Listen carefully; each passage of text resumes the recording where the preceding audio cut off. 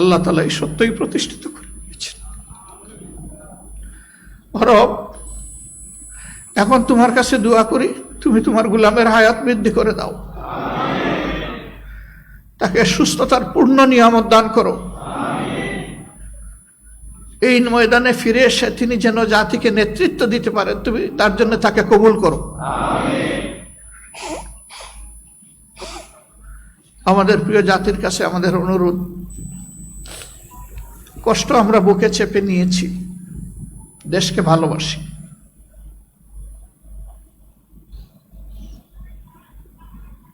আমরা প্রতিশোধ নেইনি, আপনারা দেখেছেন, কিন্তু আমরা ন্যায় বিচার চাইব। হ্যাঁ, এর রায়ের মধ্য দিয়ে এটা পরিষ্কার হয়ে গিয়েছে, এটা ছিল ইচ্ছাকৃত নেতৃত্ব গণহত্যা।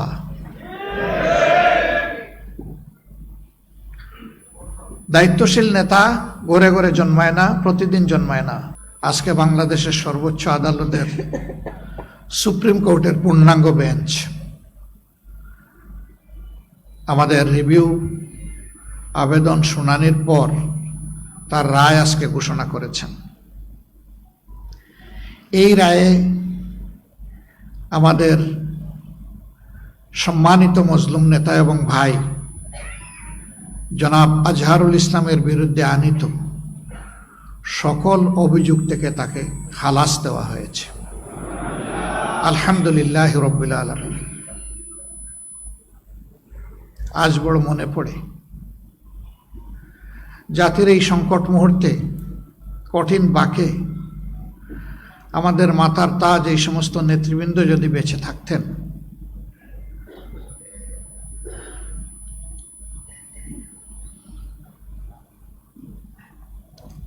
তারা তাদের প্রজ্ঞা, দূরদর্শিতা, অভিজ্ঞতা দিয়ে এই জাতিকে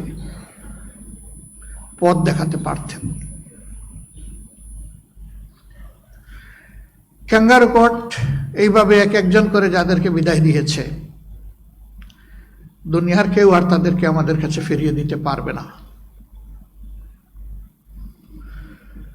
কিন্তু তাদের স্মৃতি এবং কর্ম, তাদের পুরা অবদান এই জাতির জন্য, আল্লাহর দ্বীনের জন্য অম্লান থাকবে এবং বারবার ফিরে আসবে ইনশাআল্লাহ। তারা বেঁচে থাকলে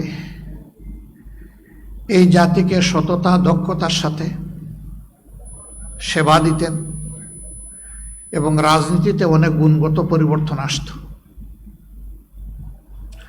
মহান আল্লাহ তাআলার দরবারে দোয়া করি,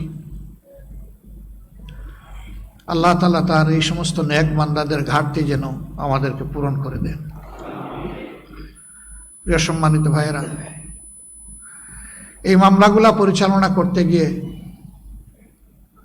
সীমাহীন জাল জালিয়াতির আশ্রয় নেওয়া হয়েছে। কিভাবে আশ্রয় নেওয়া হয়েছে? এককালীন প্রধান বিচারপতি এস.কে. সিনহা তার লেখা নিজের বইয়ে তিনি তার অপরাধ স্বীকার করে নিয়ে তা তুলে ধরেছেন। কিভাবে বিচার নয়, পরিকল্পনা মাফিক ঠান্ডা মাথায় এই নেতৃবৃন্দকে খুন করতে হবে তার ছক বিচার বিভাগ এবং সরকার মিলে তৈরি করেছিলেন। এর পাশাপাশি এমন পরিবেশ বাংলাদেশে সৃষ্টি করা হয়েছিল যে এই পরিবেশে অন্যায়ের বিরুদ্ধে প্রতিবাদ করার সামান্য কোনো সুযোগ রাখা হয়নি। আপনারা দেখেছেন, একটা রায় হয়েছে, বাস্তবায়ন হয়েছে। যাকে খুন করা হয়েছে বিচারিক আদালতের মাধ্যমে, তিনি তো আল্লাহর দরবারে চলে গেলেন, কিন্তু পাশাপাশি একই সময়ে পরিবারের সদস্যদের উপর নির্মম কষাঘাত এবং অত্যাচার করা হয়েছে। আমাদের সম্মানিত ভাই এবং নেতা জনাব আব্দুল কাদের মোল্লা যে রাতে তার ফাঁসি জোর করে কার্যকর করা হলো, সেই রাতে তার বাসায় হামলা করা হলো, তার পরিবারের সদস্যদেরকে নাজেহাল করে শারীরিকভাবে কষ্ট দিয়ে তারপরে তাদেরকে জেলে পুরে দেওয়া হলো। এক একটা পরিবার ছিন্ন ভিন্ন হয়ে গিয়েছে। কোথায় কে গিয়েছে দেশে বিদেশে হিসাব পাওয়া কঠিন, এরকম অবস্থা। আজকে যার রায় হলো, তার একটা মেয়ে ছাড়া দেশে আর কেউ নেই। ছেলেটাও দেশ থেকে চলে যেতে বাধ্য হয়েছে। মাঝখানে একবার হিম্মত করে এসেছিল, ভয়ঙ্কর ছাপ তার উপর তৈরি হওয়ার কারণে আমরাই বলেছি, বাবা তুই চলে যা। স্কাইপ কেলেঙ্কারির ঘটনা গোটা বিশ্বে নিন্দিত হয়েছে, তিরস্কৃত হয়েছে। গোটা বিচার প্রক্রিয়ার সময় দুইটা টর্চার সেল গড়ে তোলা হয়েছিল। একটার নাম দেওয়া ছিল সেফ হোম, আর একটার নাম দেওয়া হয়েছিল সেফ হাউস। সেফ হোমে ভিকটিম নেতৃবৃন্দকে নিয়ে নাজেহাল করা হতো। সেখানে জিজ্ঞাসাবাদের উচ্চ আদালতের ডিরেকশনও ফলো করা হয়নি, লঙ্ঘন করা হয়েছে। নির্গুম রেখে ঘন্টার পর ঘন্টা, দিনের পর দিন তাদের উপর অত্যাচার চালানো হয়েছে। আমরা তখন নীরবে সহ্য করেছি, সঙ্গত অবস্থান থেকে প্রতিবাদ জানানোর চেষ্টা করেছি। চোখের পানি দিয়ে আল্লাহ তাআলাকে বলেছি, হে আল্লাহ, ইন্নাকা আলা কুল্লি শাইইন কাদির, তুমি সকল কিছুর উপর ক্ষমতাবান, হে মাবুদ, তোমার ক্ষমতার আশ্রয় আমরা নিচ্ছি। সম্মানিত ভাইয়েরা, সেফ হোমে নির্যাতনের পাশাপাশি মিথ্যা সাক্ষী দেওয়ার জন্য লোকদেরকে ধরে এনে সেফ হাউসে রাখা হতো, যাত্রাবাড়ির একটা ঠিকানায়। এই সব কিছু তখনকার মিডিয়ায় উঠে এসেছে। সারা বিশ্বের মানবাধিকার সংগঠন, বিবেকবান রাষ্ট্রনায়ক, মানুষের পক্ষ থেকে এই বিচার প্রক্রিয়ার নিন্দা জ্ঞাপন করা হয়েছে। স্পেশাল এনভয় পাঠিয়ে তাদেরকে স্বচ্ছ বিচারের জন্য অনেক পরামর্শ দেওয়া হয়েছে, কোনো কিছুই কানে তুলেনি। কারণ তারা জানতো স্বচ্ছ বিচার হলে খুন করা যাবে না। কারোই কথা তারা শোনেন। হ্যাঁ, আমাদের নেতৃবৃন্দ চলে গেছেন, সেই নেতৃবৃন্দকে হয়তো এই দুনিয়ায় আমরা পাবো না। আল্লাহ তাআলার দরবারে দোয়া করি, আদালতে আখেরাতে একই সাথে যেন আমাদের হাসর হয়। সম্মানিত ভাইয়েরা, আমাদের প্রিয় নেতৃবৃন্দ এবং আমরা এই দেশকে ভালোবাসি, তারা ভালোবাসতেন। ভালোবাসার জায়গা থেকে তারা চেষ্টা করেছেন দেশের মানুষের জন্য ভালো কিছু করার। তাদের সবটুকু যোগ্যতা উজাড় করে দিয়ে বাংলাদেশে সুষ্ঠু ধারার রাজনীতির প্রবর্তন তারা করতে চেয়েছিলেন। শুধু বিরোধী অবস্থানে রাজপথে নয়, সরকারের ক্ষুদ্র অংশ হওয়ার পরেও সেখানেও গিয়ে তারা চেষ্টা করেছেন সরকার ব্যবস্থাপনাকে ভালো করা যায় কিনা। 2 জন মন্ত্রীর 3টা মন্ত্রণালয়, আপনারাই সাক্ষী। আল্লাহ তাআলা এই বান্দাদেরকে বিশেষভাবে সাহায্য করেছিলেন। তারা সততা এবং স্মার্টনেসের সাথে পুরা সময় জুড়ে তারা তাদের দায়িত্ব পালন করে এক বিরল প্রমাণ বাংলাদেশের জনগণের জন্য রেখে গেছে। সততার নজিরবিহীন উদাহরণ তারা রেখে গেছে। আমরা আশা করি তাদের এই অবদান জাতিকে অনুপ্রাণিত করবে যুগের পর যুগ, শতাব্দীর পর শতাব্দী, ইনশাআল্লাহ। সম্মানিত ভাইয়েরা, আদালত পরিচালনা করতে গিয়ে কি হয়েছে আপনারা দেখেছেন। আদালত প্রাঙ্গণ থেকে যে পরিবারের মানুষকে খুনের অভিযোগে নেতৃবৃন্দের ট্রায়াল চলছে, সেই পরিবারের কারো সাক্ষ্য নেওয়া হয়নি, বরঞ্চ এক ভাই সাক্ষ্য দিতে এসেছিলেন, ইসাব আলীর ভাই শুকরঞ্জন বালি। তাকে আদালত প্রাঙ্গণ থেকে অপহরণ করা হয়েছে, সরকারি বাহিনী অপহরণ করেছে, নির্যাতন করে ভারতের মাটিতে নিয়ে ফেলে এসেছে। জেল কেটে কষ্ট করে দীর্ঘদিন পর তিনি ফিরে এসেছেন। আল্লামা দিলওয়ার হোসেন সাঈদী, তিনি শুধু জামাতে ইসলামীর সম্পদ ছিলেন না, তিনি শুধু বাংলাদেশের মানুষের সম্পদ ছিলেন না, তিনি ছিলেন বিশ্বের বিশ্বাসী মানুষের সম্পদ। তার সাথে কি আচরণ করা হয়েছে আপনারা দেখেছেন। তার এই মামলার ব্যাপারে সঠিক কথাটা বলতে সাহস করে শুকরঞ্জন বালি এসেছিলেন, কিন্তু আইনজীবীর গাড়ির দরজা খুলে সেখান থেকে তাকে কিডন্যাপ করে নিয়ে যাওয়া হয়। এর আগে বাংলাদেশের আদালতে জীবনও কখনো এটা ঘটেনি।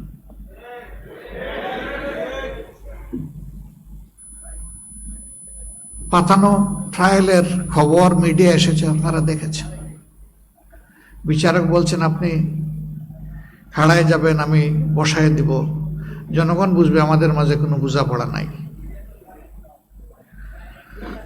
অ্যাপিলিয়েট ডিভিশনে হিয়ারিং হয়েছে, প্রধান বিচারপতি সরকার পক্ষের কুশলীকে বলছেন যা কিছু বললেন তাতে তো মতিউর রহমান নিজামী সাহেবকে 1 মিনিটের জন্য, 1 দিনের জন্য শাস্তি দেওয়ার কোনো সুযোগ নেই। আমরা আশা করেছিলাম সত্য কথাটা খোলা কোর্টে বলার পরে অন্তত তার কথার মর্যাদা তিনি রাখবেন, কিন্তু না, ওই যে আগে ছক্কাটা বিদেশ থেকে সাপ্লাই দেওয়া রায়ের ভিত্তিতে ঠিক একই পরিণতির দিকে তাকেও ঠেলে দেওয়া হলো। আমরা মাবুদের শুকরিয়া আদায় করি, আমাদের নেতৃবৃন্দের উপরে এই জুলুম করা হয়েছে। বহু কায়দা কানুনে তাদের মুখ থেকে জোর করে যা নয় তা স্বীকার করানোর চেষ্টা করা হয়েছে, এমনকি রায় বাস্তবায়নের আগেও ষড়যন্ত্র করা হয়েছে, কিন্তু না, তারা ছিলেন স্থির চিত্ত, তারা ছিলেন ইমানের বলে বলিয়ান, তারা ছিলেন সত্যের উপর প্রতিষ্ঠিত। এই জন্য মহান আল্লাহর উপর ভরসা করে ফাঁসির তক্তার উপরে গিয়ে দাঁড়িয়েছেন, কিন্তু অন্যায়ের কাছে মাথা নত করেননি। তারা আমাদেরকে শিখিয়ে গেছেন, হে মর্যাদামান জাতি, সত্যের উপর অবিচল থাকলে ফাঁসি কোনো বিষয় নয়। মৃত্যু একবারই হবে, কিন্তু অপমানজনক মৃত্যু নয়, মৃত্যুটা হোক বীরের মতো। তাদের মৃত্যু ছিল বীরোচিত মৃত্যু। আল্লাহ তাআলা তাদের সমস্ত জীবনের সমস্ত নেক খেদমতকে কবুল করে বারাকা দিয়ে পরিপূর্ণ করে দিন। আমরা অনুপ্রাণিত হই তাদের শেষ সময়টুকু যাই জাতিকে দিয়ে গিয়েছেন তার থেকে। সম্মানিত ভাইয়েরা, এই মামলা পরিচালনা করতে গিয়ে ইন্টারন্যাশনাল কাস্টমারি যে ল আছে তাও ফলো করা হয়নি, আবার ডোমেস্টিক কাস্টমারি যে ল আছে এটাও ফলো করা হয়নি। সাক্ষ্য আইনকে বেমালুম দলিত মতিত করা হয়েছে। আমাদের দেশে এভিডেন্স ল যেটা আছে এটা মোটেই ফলো করা হয়নি। সেদিন সংবিধান কোনো বিষয়ই ছিল না, আইন কোনো বিষয়ই ছিল না। যাদের ইশারায় তারা এই কোর্ট পরিচালনা করতেন তাদের ইচ্ছেই ছিল আইন, সেটা বৈধ হোক অথবা অবৈধ হোক।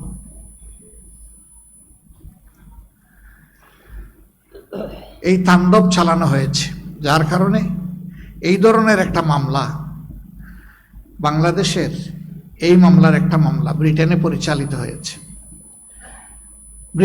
ব্রিটেনের উচ্চ আদালত তাদের রায়ে বলেছে এই মামলাগুলা ছিল, বিচারের নামে এই প্রহসন ছিল just genocide of the justice. বিচারকে গণহত্যা করা হয়েছে। তারা কিলিং অফ দ্য জাস্টিস বলে নাই, কারণ সিঙ্গেল কেস হইলে বলতো কিলিং, কিন্তু এখানে ছিল একাধিক case. A good number of good people been killed.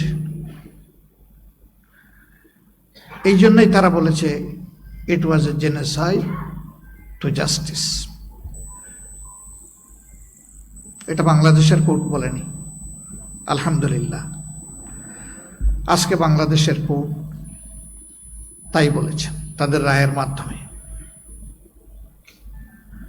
আমরা আমাদের সমস্ত নেতৃবৃন্দ যাদেরকে খুন করা হয়েছে এই রায়ের মাধ্যমে তাদেরকে আরেকবার গভীর শ্রদ্ধার সাথে স্মরণ করছি।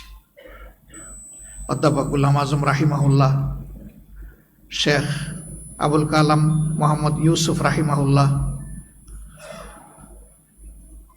শহীদ আমিরে জামাত মৌলানা মতিউর রহমান নিজামী রাহিমাহুল্লাহ, শহীদ সেক্রেটারি জেনারেল আলী আহসান মোহাম্মদ মুজাহিদ রাহিমাহুল্লাহ, শহীদ কামারুজ্জামান রাহিমাহুল্লাহ, শহীদ আব্দুল কাদের মোল্লা রাহিমাহুল্লাহ, আল্লামা দিলদার হোসেন সাইদি রাহিমাহুল্লাহ, আব্দুল খালিক মন্ডল রাহিমাহুল্লাহ, মৌলানা আব্দুল সুবহান রাহিমাহুল্লাহ, মীর কাসিম আলী রাহিমাহুল্লাহ, তাদের সবাইকে আমরা গভীর শ্রদ্ধার সাথে স্মরণ করছি। আপনাদেরকে দুনিয়া থেকে সরানো হয়েছে, আমাদের বুক থেকে কখনো সরানো যাবে না ইনশাআল্লাহ।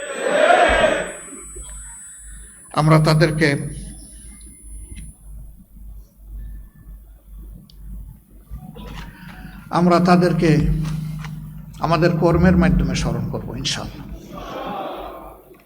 আল্লাহ তাআলার কাছে দোয়া করি তাদের রেখে যাওয়া আমানত আল্লাহ যেন আমাদেরকে বহন করার তৌফিক দান করে। ব্রিটেনের আদালত বলেছে জেনোসাইড টু দ্য জাস্টিস, আর আজকে আমাদের আদালত বলেছে আপিল বিভাগ মিসক্যারিয়েজ অফ দ্য জাস্টিস, ন্যায়ভ্রষ্ট রায়, অন্যায় রায়। দোয়া করি, বড় দোয়া করেছি। শেষবার যখন জেলে ছিলাম, জেলে এমনিই পানি আসে চোখের, যারা গিয়েছেন এই অভিজ্ঞতা সবার আছে। শেষ দায় গিয়ে অনেকগুলা দোয়া করতাম, এর মাঝে একটা দোয়া ছিল, হে আল্লাহ, তোমার গোলাম এটিএম আজহারুল ইসলামকে তুমি বাঁচিয়ে রেখেছ, শেষমেশ তাকে দিয়ে সত্যটা প্রতিষ্ঠিত করে দিও। আল্লাহু আকবার। আল্লাহ তাআলা এই সত্যই প্রতিষ্ঠিত করে দিয়েছেন। রব, এখন তোমার কাছে দোয়া করি, তুমি তোমার গোলামের হায়াত বৃদ্ধি করে দাও, তাকে সুস্থতার পূর্ণ নিয়ামত দান করো। এই ময়দানে ফিরে এসে তিনি যেন জাতিকে নেতৃত্ব দিতে পারেন, তুমি তার জন্য তাকে কবুল করো। আমাদের প্রিয় জাতির কাছে আমাদের অনুরোধ, কষ্ট আমরা বুকে চেপে নিয়েছি, দেশকে ভালোবাসি,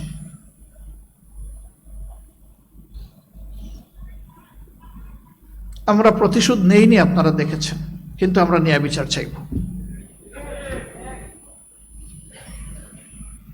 হ্যাঁ, এর রায়ের মধ্য দিয়ে এটা পরিষ্কার হয়ে গিয়েছে, এটা ছিল ইচ্ছাকৃত নেতৃত্ব গণহত্যা।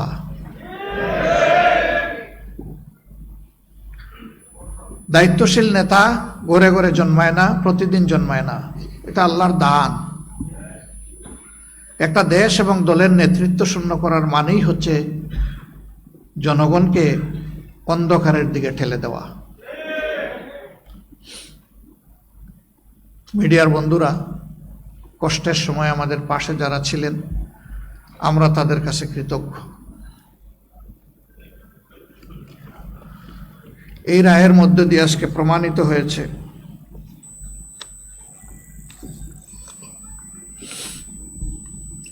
সত্যকে চেপে রাখা যায় না। সত্য মেঘের আড়াল ভেদ করে আলোর ঝলক নিয়ে আসে। সেই সত্যটাই আজকে আল্লাহ আমাদেরকে দেখালেন। আল্লাহু আকবার কাবীরা, আলহামদুলিল্লাহ কাসীরান, সুবহানাল্লাহি বুকরাতাম ওয়া আসীলা। হে আল্লাহ, তুমি বাংলাদেশের জনগণের জন্য আমাদেরকে কবুল করো। এই দুনিয়ার আয়েশ আরাম, ভোগ বিলাস, পদ পদবী, নেতৃত্বের বাহাদুরি নয়, আমরা ভালোবাসার প্রিয় জনগণের জন্য ভালো কিছু করতে চাই। তুমি আমাদেরকে এই তৌফিকটা আল্লাহ দান করো। আপনাদের মাধ্যমে প্রিয় দেশবাসীর কাছে আমাদের আহ্বান, অনুরোধ, আমাদের বিপদ ঘাড়ে নিয়েও আমরা চেষ্টা করেছি পুরা সময় জুড়ে দেশবাসীর বিপদে পাশে থাকার। এমনকি ফ্যাসিস্ট সরকার বিদায় নেওয়ার পরেও আমরা চেষ্টা করেছি আমাদের গর্বের শহীদ পরিবার, আহত পঙ্গু ভাই বোনদের পাশে থাকার। কিন্তু আমরা এটা বিশ্বাস করি যে আমরা আমাদের পুরা কর্তব্য আদায় করতে পারিনি, আমাদের অনেক সীমাবদ্ধতার কারণে। একসময় আমাদেরকে করতেই দেওয়া হতো না, এখন অনেক সীমাবদ্ধতা আমাদের আছে। আপনারা আমাদেরকে ক্ষমা করবেন।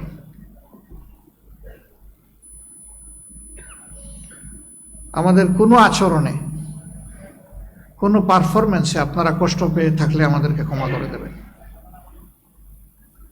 যখন যেভাবে হোক, মানুষ আমরা কেউ ভুলের ঊর্ধ্বে না, দল হিসাবে আমরা দাবি করি না যে আমরা ভুলের ঊর্ধ্বে। এই সংগঠনের প্রতিটি কর্মী, সহকর্মী কিংবা দলের দ্বারা যে যেখানে ক্ষতিগ্রস্ত হয়েছেন, কষ্ট পেয়েছেন, সবার কাছে কোনো শর্ত নাই, বিনা শর্তে মাপ চাই। আপনারা আমাদেরকে ক্ষমা করে দেবেন।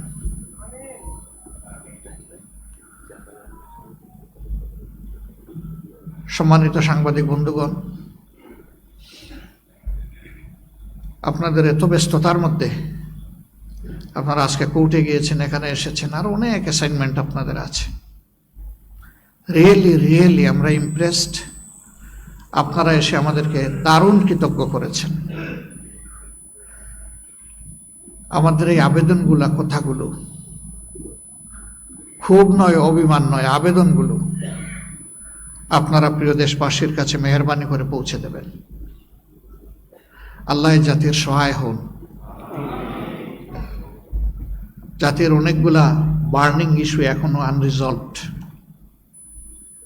এখানেও যেন সমস্ত রাজনৈতিক দলগুলো এবং যারা সংশ্লিষ্ট অংশীজন দেশকে ভালোবাসে, সর্বোচ্চ অগ্রাধিকার জনগণের স্বার্থকে দিয়ে আমরা যেন সবাই ভূমিকা পালন করতে পারি। আল্লাহ আমাদেরকে তৌফিক দান করুন।